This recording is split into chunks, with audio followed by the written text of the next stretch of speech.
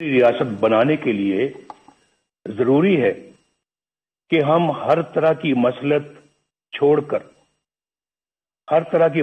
چھوڑ کر اپنی تاریخ پر نظر ڈالیں اور بے باک فیصلے کریں، اور آج نہیں کریں گے تو پھر کب کریں گے؟ میں مولانا فضل الرحمان صاحب کی سوچ سے پوری طرح متفق ہوں کہ ہمیں رسمی اور روایتی طریقوں سے ہٹ کر اس کانفرنس کو با مقصد بنانا ہوگا، ورنہ قوم کو بہت مایوسی ہوگی۔ اور جو ابھی ٹرینڈ جناب آصف علی زرداری صاحب نے سیٹ کیا ہے، اسی کو آگے لے کے چلنا ہے۔ آپ سب جانتے ہیں کہ 73 برس سے پاکستان کو کن مسائل کا سامنا ہے۔ ان مسائل کی بنیادی وجہ صرف اور صرف ایک ہے، اور میں اپنے تجربے سے بول رہا ہوں۔ میرا بھی تجربہ الحمدللہ پاکستان کی پالیٹکس میں اور پاکستان کی خدمت میں کافی زیادہ ہے، اور میں یہ سمجھتا ہوں کہ پاکستان کو جو میں وجہ بتانا چاہ رہا ہوں وہ یہ ہے کہ پاکستان کو جمہوری نظام سے مسلسل محروم رکھا گیا ہے۔ جمہوریت کی روح عوام کی رائے ہوتی ہے، یعنی ملک کا انتظام وہ لوگ چلائیں جنہیں عوام اپنے ووٹوں کی اکثریت سے یہ حق دے، اور ہمارے آئین کی ابتدا بھی انہی الفاظ سے ہوتی ہے کہ اللہ تعالیٰ ہی کائنات کا حاکم مطلق ہے، جس کا کوئی شریک نہیں۔ اس کے طے کردہ حدود کے اندر رہتے ہوئے پاکستان کے عوام کی طرف سے استعمال کیا جانے والا اختیار ایک مقدس امانت کا درجہ رکھتا ہے۔ آئین کے مطابق ہمارے جمہوری نظام کی بنیاد عوام کی رائے پر ہے۔ دنیا بھر کی جمہوریتوں کا یہی اصول ہے۔ جب جمہوریت کی اس بنیاد پر ضرب لگتی ہے اور ووٹ کی عزت کو پامال کر دیا جاتا ہے تو سارا جمہوری عمل بالکل بے معنی اور جعلی ہو کر رہ جاتا ہے۔ جب عوام کے مقدس امانت میں خیانت کی جاتی ہے اور انتخابی عمل سے پہلے یہ طے کر دیا جاتا ہے کہ کس کو جتانا ہے اور کس کو ہروانا ہے، انتخابات میں دھاندلی سے مطلوبہ نتائج حاصل کر لیے جاتے ہیں اور رہی صحیح کسر حکومت سازی کے لیے جوڑ توڑ میں نکال دی جاتی ہے، تو اندازہ لگایا جا سکتا ہے کہ کس طرح سے عوام کو دھوکہ دیا جاتا ہے اور عوامی مینڈیٹ کیسے چوری کیا جاتا ہے۔ بدقسمتی سے پاکستان کو اس طرح کے تجربات کی لیبارٹری بنا کر رکھ دیا گیا ہے۔ اگر کبھی عوام کی کوئی نمائندہ حکومت بن بھی گئی تو اسے ہر طرح کی سازش کے ذریعے سے پہلے بے اثر اور پھر فارغ کر دیا جاتا ہے۔ اس میں یہ بھی پرواہ نہیں کی جاتی کہ اس سے ریاستی ڈھانچہ کمزور ہوگا، اقوام عالم میں جگ ہنسائی ہوگی اور عوام کا ریاستی اداروں پر سے اعتماد اٹھ جائے گا۔ یہ بات پاکستان کے بچے بچے کی زبان پر ہے کہ 73 سالہ تاریخ میں ایک بار بھی کسی منتخب وزیر اعظم کو اپنی 5 سال کی آئینی مدت پوری نہیں کرنے دی گئی۔ ہر ڈکٹیٹر نے اوسطاً 9 سال غیر آئینی طور پر حکومت کی، جبکہ عوام کے ووٹر سے منتخب وزیر اعظم کو اوسطاً 2 سال سے زیادہ کا عرصہ شاید ہی ملا ہو۔ جرنیلوں کی مہم جوئی کو روکنے کے لیے 1973 کے آئین میں آرٹیکل 6 ڈالا گیا، آرٹیکل 6، لیکن اس کے بعد بھی 20 سال جرنیلی آمریت کے نظر ہو گئے۔ خواتینوں حضرات اور جناب صدر، جب ایک ڈکٹیٹر کو آئین شکنی کے جرم میں پہلی بار عدالت کے کٹہرے میں لایا گیا تو آپ نے دیکھا کیا ہوا؟ کیا ہوا؟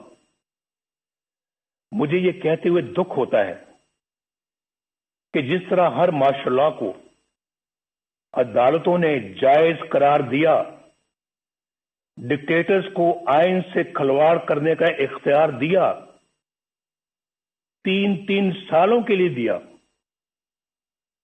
اسی طرح 2 بار آئین توڑنے والے کو بریت کا سرٹیفکیٹ بھی عدالتوں ہی نے دیا۔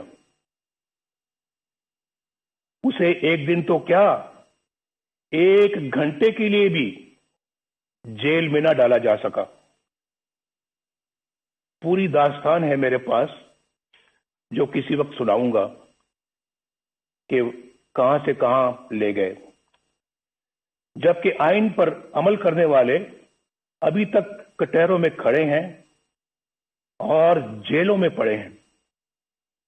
ہماری تاریخ میں تقریباً 33 سال کا عرصہ فوجی آمریت کی نظر ہو گیا۔ یہاں صرف ایک ڈکٹیٹر پر مقدمہ چلا، خصوصی عدالت بنی، کارروائی ہوئی، اسے آئین اور قانون کے تحت سزا سنائی گئی، لیکن کیا ہوا؟ میں پوچھنا چاہتا ہوں کیا ہوا؟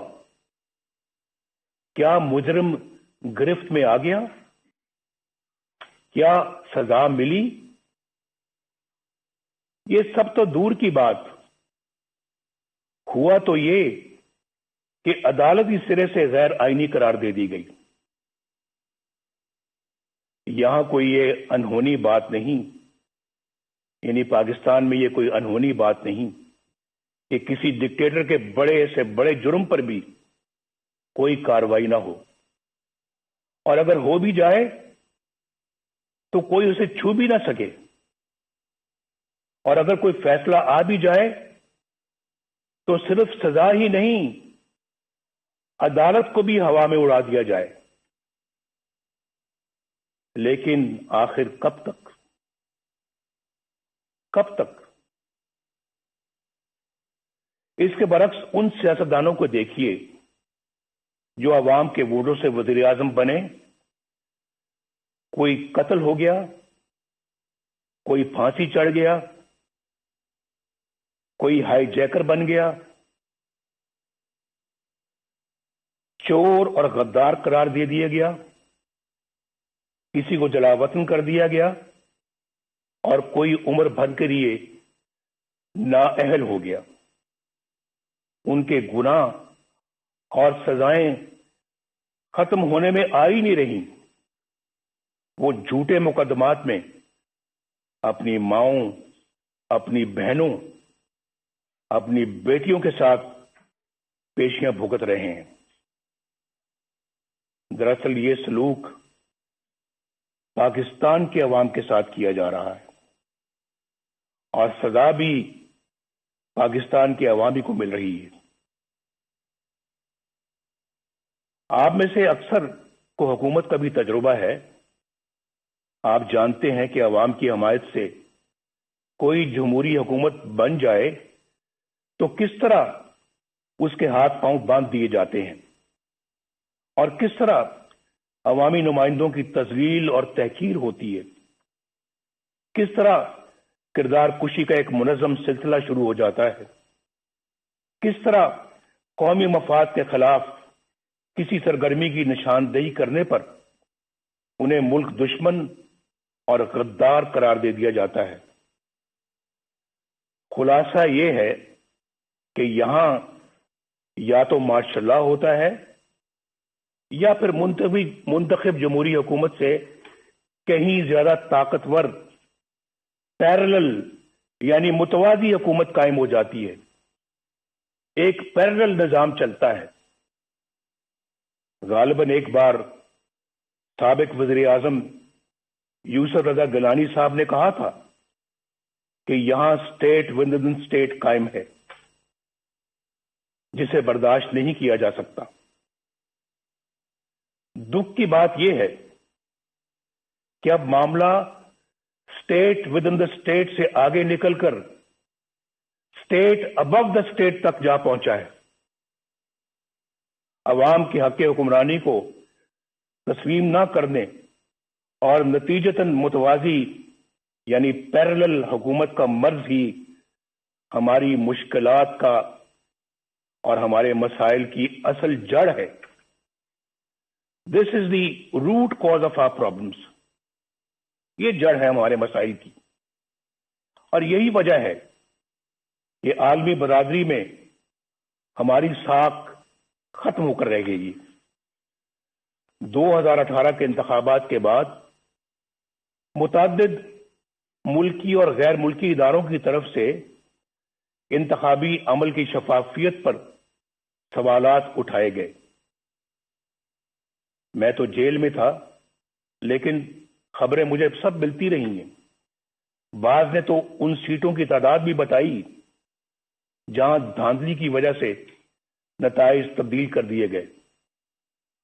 ان حلقوں کی اتنی تعداد ہے کہ اگر ان میں دھاندلی کے ذریعے نتائج تبدیل نہ کیے جاتے تو بیساکھیوں پر کھڑی یہ حکومت کبھی بھی وجود میں نہیں آ سکتی تھی۔ آج قوم جن حالات سے دوچار ہے اس کی بنیادی وجہ وہ لوگ ہیں جنہوں نے عوام کی رائے کے خلاف نااہل حکمرانوں کو ملک پر مسلط کیا۔ انتخابات ہائی جیک کر کے اقتدار چند لوگوں کو منتقل کر دینا بہت بڑی بددیانتی اور آئین شکنی ہے۔ ہم چند روپوں کی خاطر ڈاکہ ڈالنے والوں کے لیے تو بڑی سے بڑی سزا کا تقاضا کرتے ہیں، لیکن عوام کے حقوق پر ڈاکہ ڈالنا کتنا سنگین جرم ہے، کیا کسی نے سوچا ہے؟ معزز خواتین و حضرات، کیا میں یہ پوچھنے کی جسارت کر سکتا ہوں کہ 2018 کے انتخابات میں گھنٹوں RTS کیوں بند رکھا گیا؟ گنتی کے دوران پولنگ ایجنٹس کو کیوں نکال باہر کیا گیا؟ انتخابات میں دھاندلی کیوں کر کی گئی؟ کس کے کہنے پر کی گئی؟ کس کے لیے کی گئی؟ اور کون سے مفادات کے لیے کی گئی؟ اس میں سابق چیف الیکشن کمشنر اور سیکرٹری الیکشن کمیشن کو بھی جواب دینا ہوگا، اور جو لوگ بھی دھاندلی کے ذمہ دار ہیں ان سب کو حساب دینا ہوگا۔ محترم قائدین کرام، جناب چیئرمین، اس نااہل حکومت نے 2 سالوں میں پاکستان کو کہاں سے کہاں پہنچا دیا ہے، اس کا کوئی اندازہ کر سکتا ہے؟ پاکستان کی معیشت بالکل تباہ ہو چکی ہے، یا جو کہتے ہیں نا کہ پاکستان کی معیشت تباہ ہو رہی ہے، نہیں، بات اس سے بہت آگے چلی گئی ہے۔ پاکستان کی معیشت بالکل تباہ ہو چکی ہے۔ 5.8% کی شرح ترقی سے آگے بڑھتا ہوا پاکستان آج 0 سے بھی نیچے جا چکا ہے۔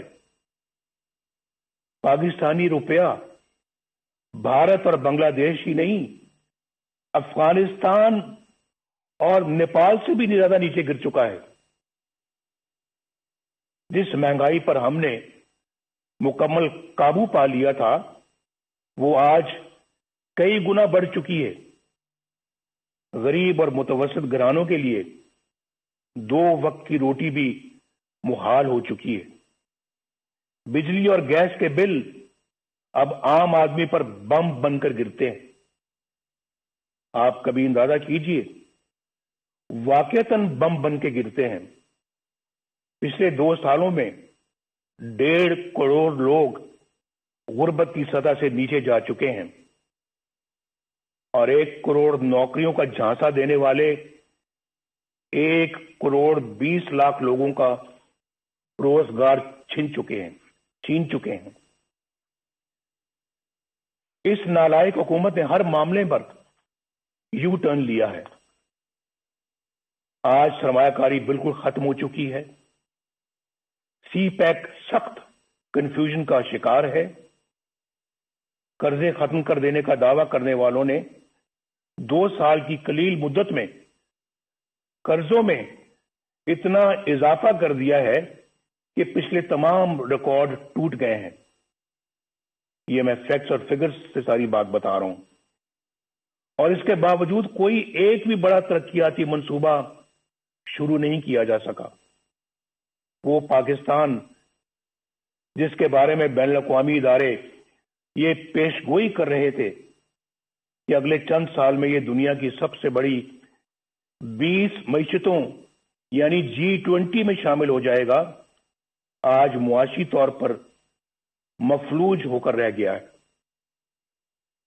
یاد رکھیے کہ اگر پاکستان میں ووٹ کو عزت نہ ملی اور قانون کی حکمرانی نہ آئی تو یہ ملک معاشی طور پر مفلوج ہی رہے گا۔ اور میں کھلے الفاظ میں یہ واضح کر دینا چاہتا ہوں کہ ایسے ممالک اپنے دفاع کے قابل بھی نہیں رہتے، خاص طور پر اس وقت جب آپ کے دشمن آپ کی کمزوریوں کا فائدہ اٹھا رہے ہوں۔ خواتین و حضرات، ملک بدامنی، افراتفری اور جرائم کا گڑھ بن چکا ہے۔ آئے دن ایسی پریشان کن خبریں آتی رہتی ہیں جن سے عوام کو امن و امان سے متعلق درپیش پریشانیوں کا اندازہ بخوبی لگایا جا سکتا ہے۔ شیخوپورہ سیالکوٹ روڈ پر قوم کی ایک بیٹی کے ساتھ پیش آنے والا واقعہ دل دہلا دیتا ہے۔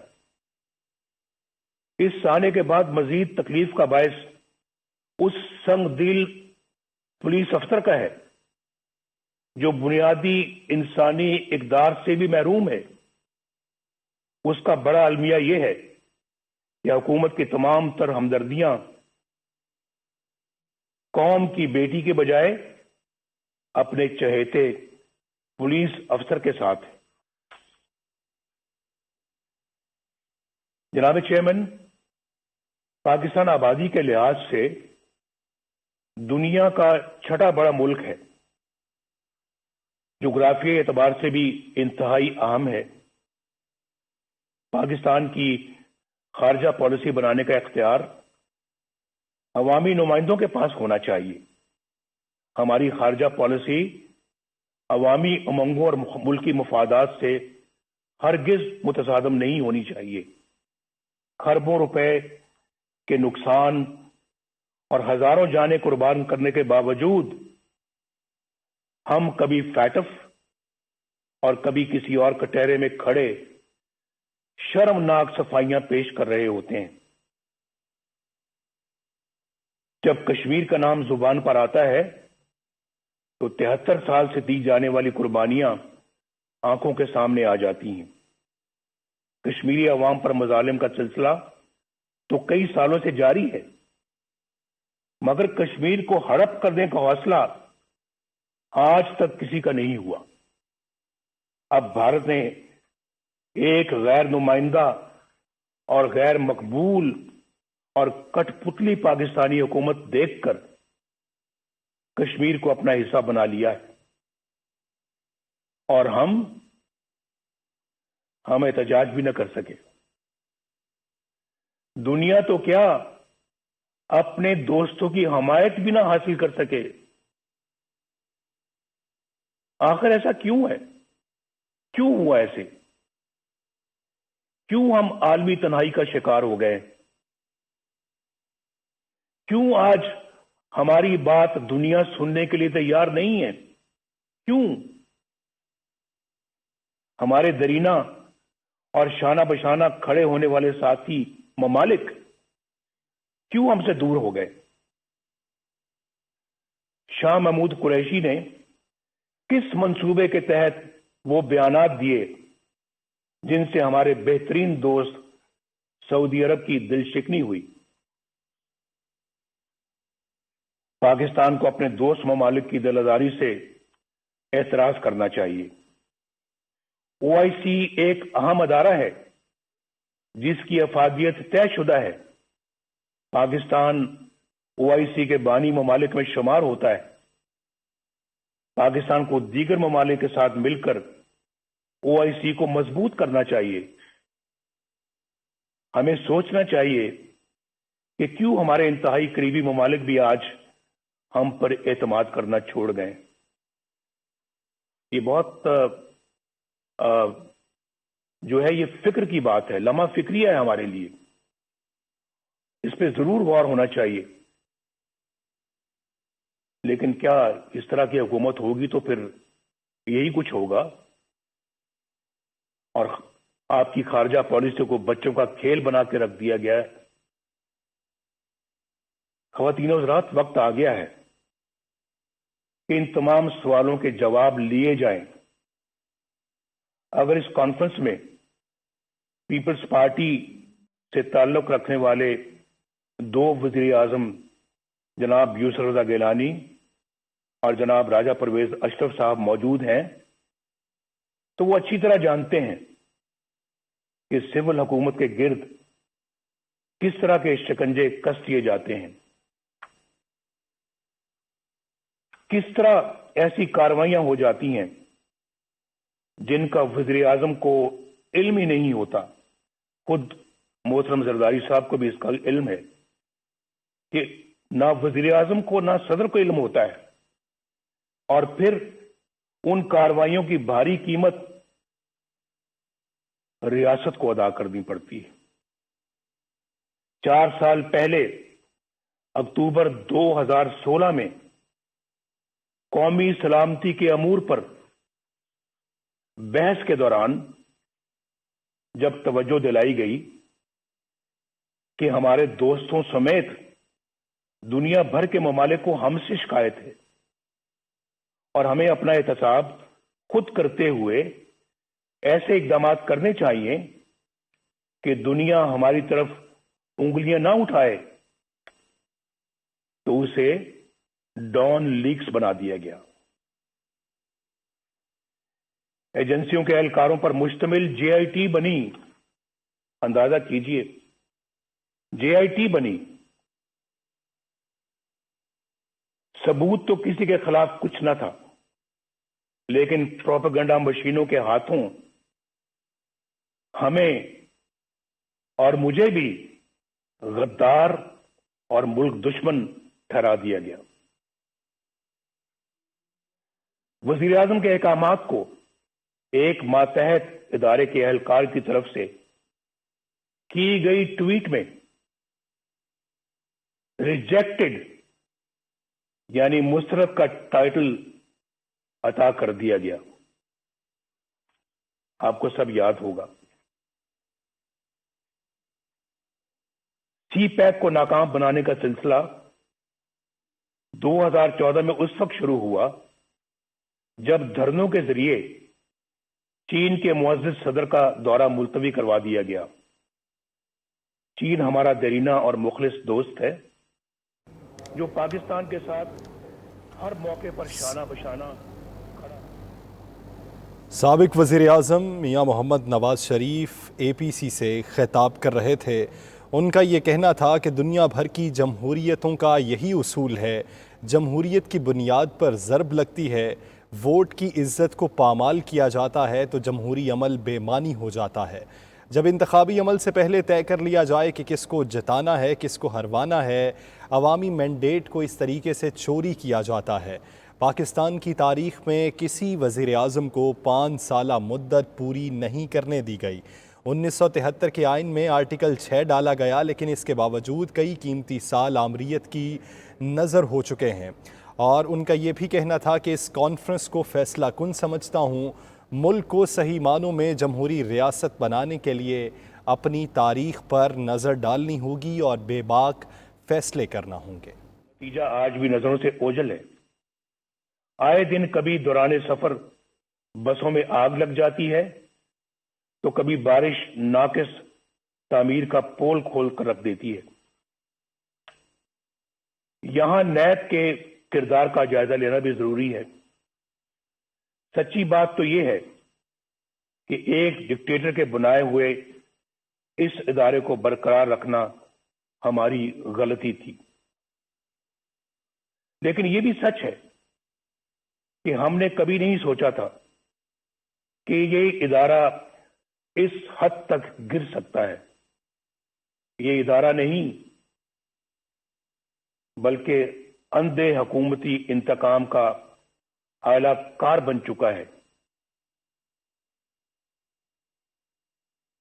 اس کے کئی سینئر اہلکاروں کے گھناؤنے کردار فاش ہو چکے ہیں۔ اس ادارے کا چیئرمین جاوید اقبال اپنے عہدے اور اختیارات کا انتہائی نازیبا اور مذموم استعمال کرتے ہوئے پکڑا جاتا ہے، مگر نہ تو کوئی انکوائری ہوتی ہے نہ آل پارٹیز کانفرنس میں قید میں ڈال دینا کیا ایک جمہوری ریاست کا طریقہ ہے؟ میں اس کانفرنس کے شرکاء سے درخواست کروں گا کہ سب مل کر یہ عہد کریں کہ ہم میڈیا اور ذرائع ابلاغ کی حفاظت کریں گے اور اس کی آزادی پر کوئی قدغن قبول نہیں کریں گے۔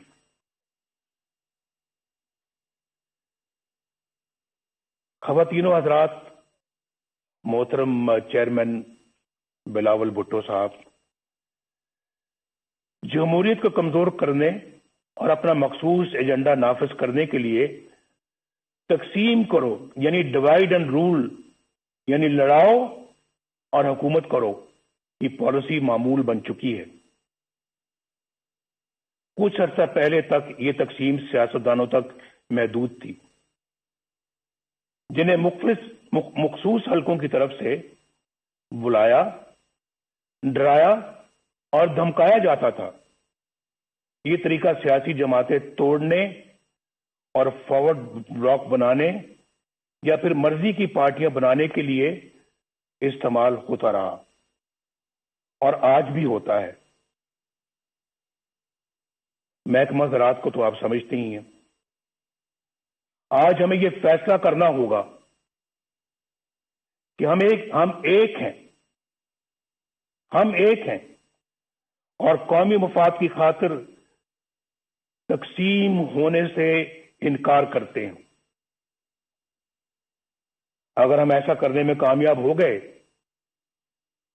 تو پھر یہ کانفرنس کامیاب ہے۔ ایسا کرنے میں اگر ہم کامیاب ہو گئے تو یہ کانفرنس ہماری تاریخ کا بڑا سنگ میل بن سکتی ہے۔ اب ڈیوائیڈ اینڈ رول کا یہ ہتھیار وکلاء، دانشوروں، تاجروں، صنعت کاروں اور میڈیا کے لیے استعمال ہو رہا ہے، بلکہ اب اس کا ہدف عدلیہ بھی ہے۔ جو جج انصاف اور قانون کی راہ پر چلتا ہے اور دباؤ میں آنے سے انکار کرتا ہے، اسے عہدے سے ہٹانے کی سازشیں شروع ہو جاتی ہیں۔ جسٹس شوکت عزیز صدیقی اور جسٹس قاضی فائز عیسیٰ کی مثالیں ہمارے سامنے ہیں. یہ دونوں جج صاحبان دیانتداری، سچائی اور امانت داری کی شہرت کے حامل ہیں. آج تک کسی فورم نے یہ تحقیق ضروری نہیں سمجھی کہ جسٹس شوکت عزیز صدیقی نے جو کچھ حلفاً کہا، یعنی حلف پر کہا، اس کا بھی تو جائزہ لیا جائے. بعض امیر ججوں کے ساتھ یہاں ایسا ہی سلوک کیا جاتا ہے. انفارچونیٹلی یہاں انصاف پسند اور امانت دار نہیں بلکہ ایسے منصف تلاش کیے جاتے ہیں جو ان کے ہر جائز اور ناجائز مطالبات تسلیم کریں، ان کے جبر و استبداد اور بلیک میلنگ کے آگے سر تسلیم خم کریں، نظریہ ضرورت بنائیں اور پروان چڑھائیں.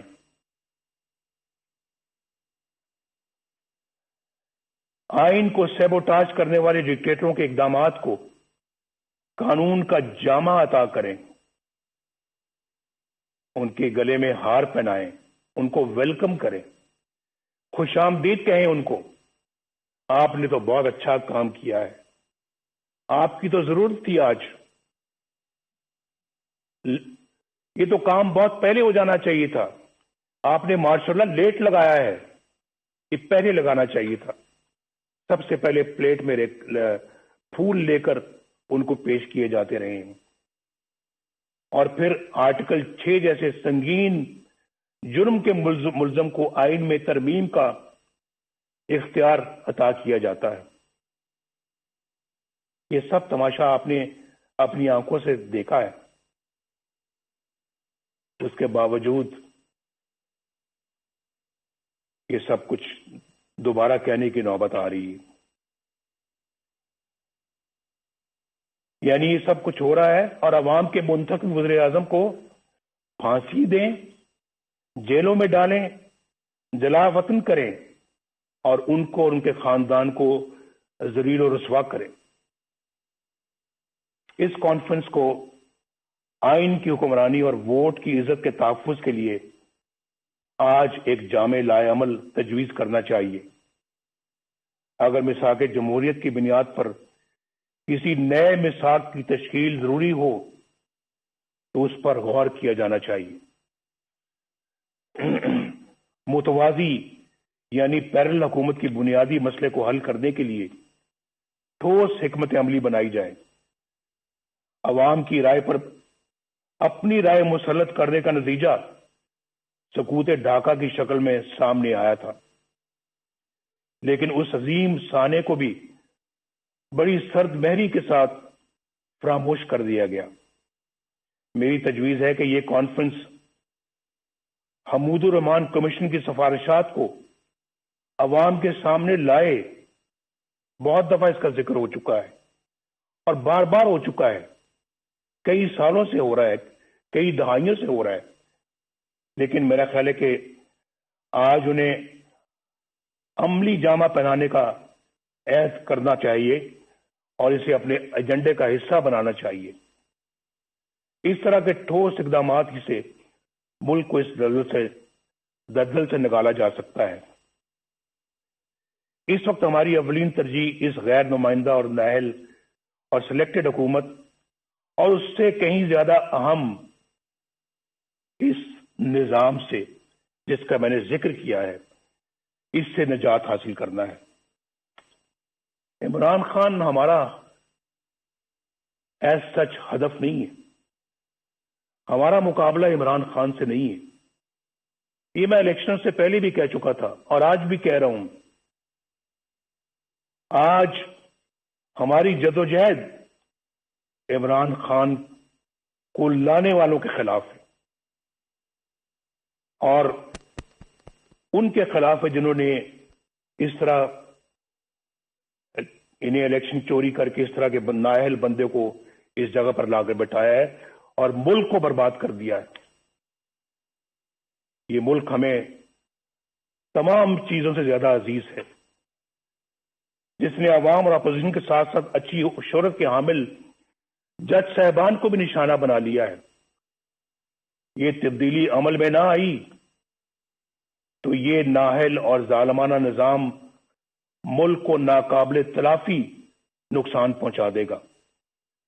हमें यह भी नहीं भूलना चाहिए कि हमारे दुश्मनों के अज़ाइम क्या हैं। उनके अज़ाइम को नाकाम बनाने के लिए मजबूत मईशत के साथ साथ मजबूत दिफाई निजाम की भी जरूरत है। हमने पहले भी इस मुल्क को अल्हम्दुलिल्लाह एटमी कुव्वत बनाया है और हर वो जरूरत पूरी की है जिसके लिए हमारे दफा को जरूरत थी। हमारी कौमी सलामती के लिए जरूरी है कि हम अपनी मईशत के साथ साथ अपनी मुसल्लह अफवाज को भी मजबूत से मजबूत तर बनाएं। हमने इस काम में माजी में भी कभी कोई कसर नहीं छोड़ी, कोई कोताही नहीं की और आइंदा भी हमारी ये तरजीह रहेगी। हमारे दफा की मजबूती और कौमी सलामती के लिए सबसे अहम ये है कि हमारी मुसल्लह अफवाज आईने पाकिस्तान अपने दस्तूरी हल्फ और कायद आज़म की तलकीन के मुताबिक खुद को सियासत से दूर रखें और अवाम के हक़ हुक्मरानी में मुदाखलत न करें। किसी के कहने पे प्राइम मिनिस्टर हाउस के गेट फलांकर प्राइम मिनिस्टर हाउस में दाखिल होकर प्राइम मिनिस्टर को गिरफ्तार न करें, बंदूक की नोक पर गिरफ्तार न करें। ऐसा इन आंखों ने देखा है, उसका मुशाहिदा किया है। वो मंजर मेरी आंखों के सामने रहते हैं और बड़ा दुख होता है कि हमने अपने मुल्क को क्या बना दिया है, एक तमाशा बना दिया है, अपनी नजरों में भी और दुनिया की नजरों में भी। जनाब चेयरमैन और मुअज़्ज़िज़ ख़वातीनो हज़रात, आखिर में मैं आपको यकीन दिलाता हूं कि APC इत्तफ़ाक़ राय से जो भी हिकमत अमली और लाए अमल तरतीब देगी, मुस्लिम लीग नून उसका भरपूर साथ देगी। शहबाज शरीफ साहब यहां पर बैठे हैं, हमारी पार्टी के दीगर कायदीन बैठे हैं। इंशाल्लाह हम भरपूर साथ देंगे और एक सेकंड के लिए भी पीछे नहीं हटेंगे। मैं अपनी ये गुजारिश एक बार फिर दोहराना चाहता हूं कि APC रवायत से हटकर हकीकी तब्दीली के लिए ठोस और मुअस्सर इक़दामात तजवीज़ करे। हमारे कई दोस्त आज कैदोबंद की सऊबतें काट रहे हैं। जनाब खुर्शीद शाह साहब, कोरोना में मुब्तला हमजा शहबाज शरीफ साहब, मीर शकील उर रहमान साहब और दीगर साथी नाकर्दा गुनाहों की सजा में जेल काट रहे हैं। हमारा मकसद बड़ा है।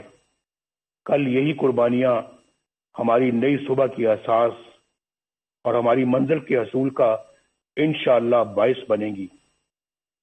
मैं आप सब कायदीन का बेहद शुक्रगुजार हूं और अपने मेजबान जनाब बिलावल भुट्टो जरदारी साहब का भी दिल की गहराइयों से शुक्रिया अदा करता हूं कि मुझे आपने अपनी गुजारिशात पेश करने का मौका दिया।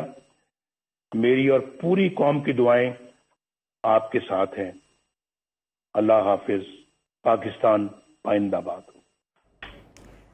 पीपल्स पार्टी की मेज़बानी में इस्लामाबाद में होने वाली अपोजिशन की कुल जमाती कॉन्फ्रेंस का बाकायदा आगाज़ हुआ और उसमें सबसे पहले साबिक सदर आसिफ अली जरदारी ने गुफ्तगू की और उसके बाद साबिक वज़ीर आज़म नवाज शरीफ गुफ्तगू कर रहे थे। APC में साबिक सदर आसिफ अली जरदारी ने इब्तदाई नोट से खिताब करते हुए सारे शुरका को खुशामदीद कहा और साबिक वज़ीर आज़म नवाज शरीफ की सेहत के लिए दुआ के साथ ये कहा कि मेरे ख़्याल में ये ऑल पार्टीज़ कॉन्फ्रेंस बहुत पहले हो जानी चाहिए थी। उनका कहना था कि जब से हम सियासत में हैं मीडिया पर इस तरह की पाबंदियां نہیں دیکھیں، چاہے کتنی ہی پابندیاں لگائی جائیں، لوگ ہمیں سن رہے ہیں۔ حکومت اے پی سی کے خلاف ہتھ کنڈے استعمال کر رہی ہے، یہی ہماری کامیابی ہے۔ سابق صدر نے کہا کہ بے نظیر بھٹو نے نواز شریف کے ساتھ مل کر میثاق جمہوریت پر دستخط کیے تھے۔ آج سنے ہیں